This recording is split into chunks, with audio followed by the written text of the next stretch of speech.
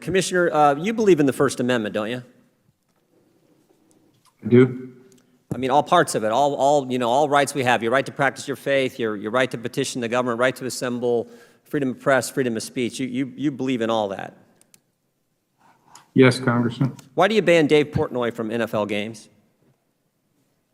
Pardon me, I couldn't hear your question. Why do you ban Dave Portnoy from NFL games? He's a journalist. In fact, he's a sports journalist. Why is he banned? Congressman, I'm not familiar with that issue. I'm happy to Really? check with my staff, but I'm not aware of that. Yes. Well, I think we're all correct. aware of that. We're all aware of that. I mean, he interviewed the President of the United States, interviewed President Trump in the White House. It seems to me if you can get into the White House, you should be able to get into a football game, particularly as a member of the press and a member of the sports press. You don't know anything about that? I don't, sir. Do you agree with the Washington Redskins' decision to fine Jack Del Rio $100,000?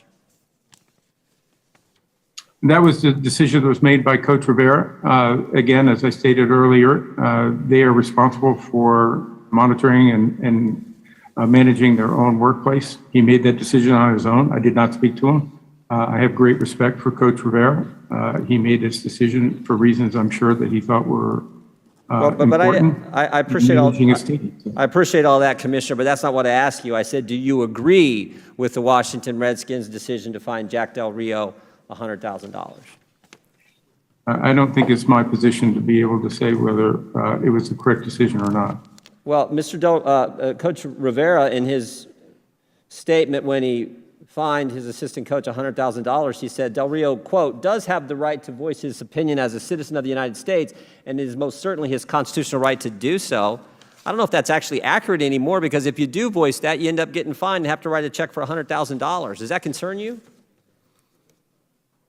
I, again, have great respect for Coach Rivera. I presume that he had reasons for doing what he did, and I'm sure he took a lot of factors into consideration there. Last year at the start of the season, I'm looking at the New York Times article, a piece from September 5th, 2021. Last year, start of the NFL season, you made this statement. You said, we, the National Football League, encourage all to speak out and peacefully protest.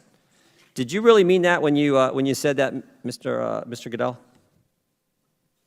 Yes, I think people are always responsible for what they say and what they do, but yes. And when you said you encourage all to speak out, you meant all, not just some. That's correct, Congressman, but you're responsible for what you say. There are consequences for what you do and say in life. Yeah. So it seems to me, I mean, this is the concern I have. It seems to me the NFL encourages all to speak out unless you're Dave Portnoy and not allowed to a game, unless you're Jack Del Rio, you get fined.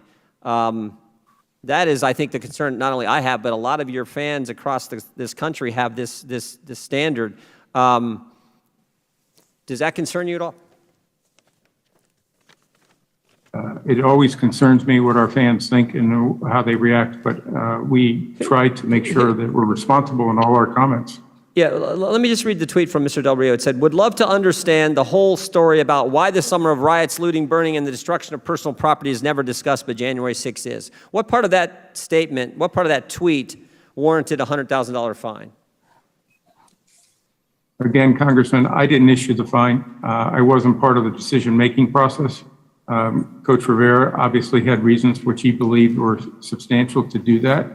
And I have great respect for him. Yeah, but I mean, this whole hearing is about the NFL stepping in when something happened at the Washington football team's organization, and now we had something that happened in the Washington football team's organization. And you say you had no part of that. You're not gonna comment on it. It's not something that should concern you. But it seems like it should when assistant coach issues a tweet that I think a lot of people would say, you know what, we Republicans condemned the violence that took place in the summer of 2020, and we condemned the violence that took place on January 6th. We've been consistent. I think that was the point the coach was making. He gets fined, and you have nothing to say about it. I am not going to interfere with the workplace decisions that a club makes on a matter like that. That is not something that rises to the occasion, such as the subject that we're talking about today, when you have a workplace that is obviously toxic and unacceptable and unprofessional. And no That one, is a no much one, different no one issue for me, support, and no one it's a- supports it's- that, but we do support the First Amendment. And I understand this is a private organization, but the chilling impact when speech is curtailed like this and you get fined for a tweet that you put out, I think that is a concern to all of us. That's why I raise it in the committee hearing today. Madam Chair, I yield back.